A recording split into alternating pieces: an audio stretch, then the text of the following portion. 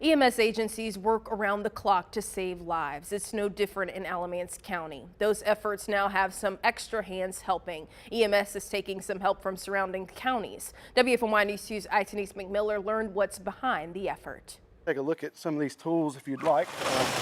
Alamance County's volunteer rescue unit handles 800 to 1,000 rescues a year. These are the tools that we use to cut folks out of vehicles. On top of that, they jump in and help the county's emergency services when call volumes are high. Chris Monty, the assistant chief of the rescue unit, says it can happen daily. The tones will be, hey, you know, all trucks are out of service at this time. Can you please respond to your standby locations? And typically that means if I'm at home or I'm, able to respond, I'll come down to this building and stand by with a truck until the next call comes out. Monty says last year they assisted with 150 of the county's EMS calls. Of course, there's always need because the population is always growing, right?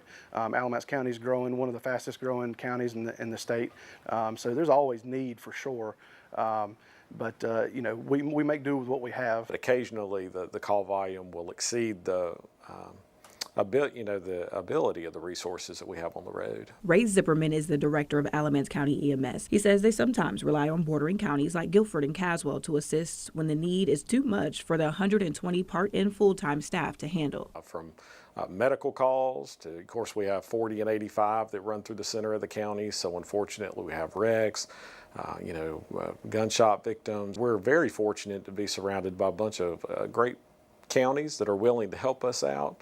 And then in turn, we'll reciprocate that when their resources are unable to keep up with their volume. Zipperman says they're working with county commissioners to get additional assistance to help free up staff. We're looking to potentially work with another service to take over some of those convalescent responsibilities for us so we can really reallocate some resources toward the 911. Both Zipperman and Monty says whether their teams are on an individual call or helping other agencies, they're dedicated to showing up for people on their worst days. I think that's rewarding enough to see that you can actually do some good.